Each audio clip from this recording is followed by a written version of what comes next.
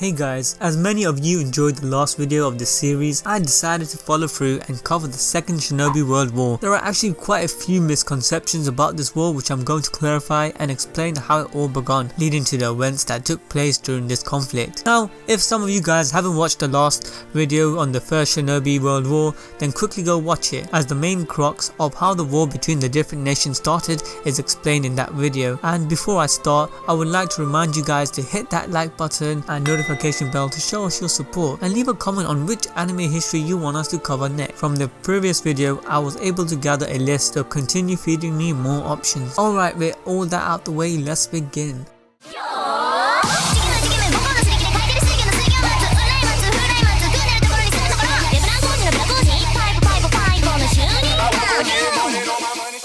The Second Shinobi World War was among the notable ones out of the other four, as it raised many heroes and created famous icons for the current era. It was one of the foundations for the legendary Sannin, along with the initiation of the next great generation. To understand how the Second Shinobi World War began, I will have to do a quick recap on the last war and go over the stage that the Naruto universe was left at. In the last video, I went over the post-warring state era and the creation of the 5 great shinobi nations. The first Shinobi World War was during the time of the first and second generation of Kages of the 5 great villages. The war ended with a ceasefire agreed by the third generation of Kages, who were appointed after the deaths of the predecessors. Yes, all of the second generation Kages were killed during the first world conflict, and while all of the first generation also passed away during that time, it is still unclear on exactly how it went about. But yeah, by this time both first and second generation Kages passed away. Now, after the treaty with the leadership of the third generation Kages, the 5 great nations went through a so-called peace period lasting a good 20 years. I say peace period, but in reality smaller disputes and conflicts were still occurring. A side note, this actually is similar to the time span of the real life First and Second World War. World War I was ended with a truce before a treaty was finally signed. However, within 20 years after the signing of the treaty, World War II would begin, just like the Second Shinobi World War. So yeah, the world in Kishimoto does at times run parallel to our world. Now, a lot of things happened during the 20-year period, from the birth of many new ninjas from Minato, Fugaku, Kushina, even Killer Bee and other shinobis. Major stories and events also takes place within these 20 years, like the adventure of Kakashi's father, Sukomo Hatake, the training of Team Hiruzen, which also consists of Jiraiya's story. Like, there is a lot of things going on, and it definitely deserves its own separate video. Now, hoping you guys got the gist of the time that we are in, I'm going to explain what actually led to the Second World War. During this period, the 5 great shinobi nations was going through a huge economic disparity. The nations began to form factions, and under the pretext of expanding far right, the countries started using military force to expand their territories. These 5 nations weren't the only countries to be affected. Other smaller countries ended up being huge players in the war to come. Now guys, remember that the Second Shinobi World War involved the majority of the shinobi villages and countries. The no major conflict were between the Land of Fires, Konohagakure, led by the 3rd Hokage, the Land of Winds, Sand Village, Sunagakure, led by the 3rd Kazekage, the Rain Village, Amegakure, led by Hanzo the Salamander, and the Land of Earth's Rock Village, Iwagakure, led by the 3rd Tsuchikage. The role of the other 2 great shinobi nations, the Land of Water and the Land of Lightning, with their respective villages Kirigakure and Kumogakure, wasn't really spoken about, and not much is known on how they played their part in the Second Shinobi World War. So, as much as I want to talk about the 3rd Mizukage and the Reikage, for the rest of this video I'm going to put them aside and focus on the others.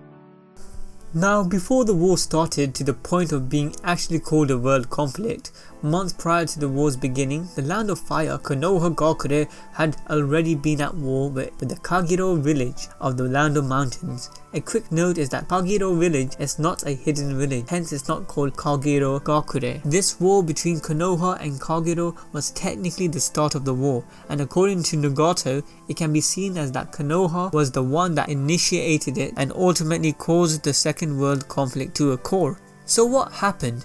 Kagero village was on a constant dispute with Konoha. Some says this was territorial, others says it was merely for resources on Konoha's part, but what they fought over isn't what's important. So what ended up happening? Well, the third Hokage, along with Jiraiya and several other Konoha ninjas, unleashed a surprise attack on Kagero village, which ended their battle with a ceasefire. However, 2 weeks later, while Kagero village planned a retaliation, hoping to break the ceasefire and catch Konoha off guard, they decided to send one of the strongest shinobis, Geno, to Konoha, who was also known as the Trapmaster. He was sent with the mission of planting explosive tags around the village.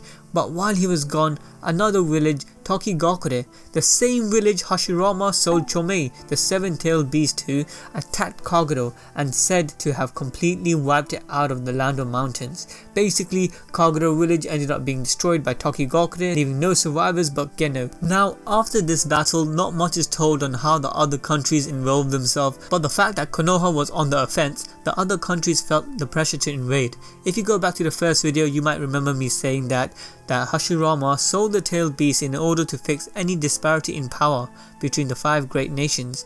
But when one village is fighting for territory or resources, it automatically shifts the power balance and the other villages are at a disadvantage. So this makes the other villages feel they have to and they need to invade or also go on a tactical offense. So what happened next? Konoha's neighboring great nations decided to make their move. Iwagakure and Sunagakure deployed their forces towards Konoha, who already had their designated platoons to handle their respective villages. Apart from Team Hiruzen, Kakashi's father, Sukomo Hatake, also led his own team, and there were many other shinobis who were at the front line. Just a quick reminder, these 3 hidden villages were not only capable and known as the part of the 5 great nations, but they also were in the possession of a tailed beast. From the last video, I explained the distribution of the tailed beast. Sunagakure already had the possession of the first tailed beast, Shokaku, who was sealed within his second Jinchuriki by now. Iwagakure had both the 4-tailed beast Son Goku and the 5-tailed beast Koku, but their forces wasn't as strong as the other villages. Konoha was in the possession of the 9-tailed beast, who at the time was still sealed within the first Hokage's wife, Mito Uzumaki, but Konoha was not able to make use out of this beast within the battle, unlike the other villages. The battle between them were mainly fought in the smaller villages that connected these nations. The hidden rain village Amegakure was also one of these villages, and the majority of the battle happened within their borders. During this time, Amegakure was led for many years by Hanzo, a notorious powerful shinobi. Hanzo was feared by his title Hanzo of the Salamander because when he was younger he found a black salamander with a deadly venom. When it died, the salamander's venom sac was embedded into Hanzo's body in the hopes of creating a venomous ninja who himself was immune to toxin. This required Hanzo to wear a mask constantly in order to protect others from his venom-laced breath. Ultimately, Hanzo was involved in this war and was able to cripple the other invading forces. Hanzo, being the village leader of Amegakure, also sought peace and even believed that it could have been achieved through the unification of the 5 great nations. Now, from among Konoha's troops, the Hiruzen squad was no longer together. Instead, they were in charge of their own squad. It is assumed that Tsunade's younger brother Nawaki was placed with Orochimaru.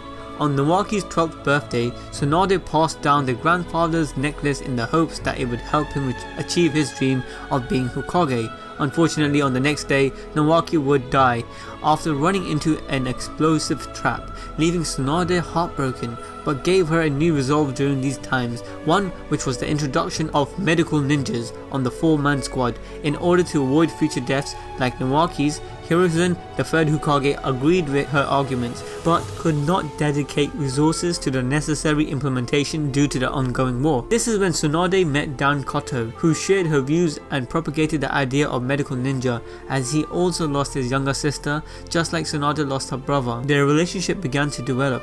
He then revealed his dream of becoming Hokage so that he could bring change to Konoha and protect his loved ones from death. Before they parted, Tsunade kissed his forehead and gave Hashirama's necklace in the hopes that it would help him achieve his dreams. Well, I don't know why she done that considering what happened last time, but after the death of Nawaki, the old trio, Jiraiya, Orochimaru and Tsunade banded together, making a 3-man squad, and went off towards Amegakure. Now, while all of this was happening, other battles was taking place, like the Land of the Sky, who emerged to challenge the 5 great shinobi countries. They ended up losing to Konoha with their hidden village completely being wiped out. Iwagakure also caused a lot of damage to the neighbouring villages as they fought the other 2 forces. It was also during this time that Sasori's parents was killed by Sukomo Hatake. At the time, Chiyo swore vengeance against Sukomo for killing her son and his wife and leaving her grandchild Sasori as an orphan. As you can see, there's a lot of dynamics happening within these borders. The smaller villages are getting affected while the major nations are just deploying the forces outwards. After a while, Jiraiya, Orochimaru and Tsunade joined that fight against Hanzo, who was also able to wipe out majority of Konoha's forces, leaving only the trio alive. Knowing that Konoha was winning the overall war against the other nations, along with the fact that the trio was able to survive against him, Hanzo gave them the title Konoha's legendary Sannin and didn't continue to fight. A fun fact about this is that in the anime, the events that took place between the Sannins and Hanzo during this war was incorrectly stated to have happened during the Third Shinobi World War instead of the Second Shinobi World War. This was corrected on a later episode. In the aftermath of the battle, during their travels within the foreign village, the trio encountered the Amegakure Orphans, Yahiko, Nagato and Konan. Jiraiya opted not to return to Konoha so that he could train the Amegakure Orphans, which he had done so far for 3 whole years. Tsunade would go on to make her own independent contribution to the war, frequently counteracting Chiyo of Sunagakure's poison. Tsunade's actions are said to have won the war for Konoha. Soon after that, Dan was fighting in the Second Shinobi World War, in which he killed countless shinobis. However, he was fatally wounded during a battle and Tsunade was unable to prevent Dan's death, and her failure to stop his severe blood loss caused her to develop hemophobia, which is the fear of blood. Tsunade would later take on Dan's niece Shizune as an apprentice and leave the village sometime after that, retiring from the life as a shinobi. With Dan's death, Hashirama's necklace returned to Tsunade once again. Some believed that the necklace itself was cursed to kill anyone who wore it other than Tsunade, but Naruto later disproved that theory. Now, a couple of years later, the war was settling down, but it wasn't over. Across the other side of the map, Kumogakure and Kirigakure were still in conflict, but the battle was gradually coming to an end. At this point, Mito Uzumaki transferred her Biju, the nine-tailed fox, onto Kushina Uzumaki, which led to Mito's death. Later, after hearing this from the intel, Kumogakure sent shinobis to abduct Kushina, who was 13 to 14 at that time. Minato Namikaze, who was also around the same age, ended up saving her, and this became the beginning of a powerful relationship. Ultimately, Konoha would emerge as the overall victor, leaving another short period of inactivity before the next war, which is about to come. The Second Shinobi World War went down in history being a great time where legends were made. Apart from dubbing the legendary Sannin, it is said that this war was also where Sukomo Hatake made his name, Konoha's White Fang. And unfortunately, it was the same war he failed a mission vital to Konoha's war effort, leading to him being ostracized and ultimately committing suicide. Alright guys, that's it for the Second World War. Some of the events could have been explained in greater detail, but I'm probably going to save them for another video. I enjoyed talking about these historical moments. More than likely, I will cover the next war soon, so make sure you're tuned in and you're subscribed. Have your notification bell on, and if you guys have any more recommendations, remember to put it down on the comment section below, and follow us on our social media platforms. With that, I'll see you till next time.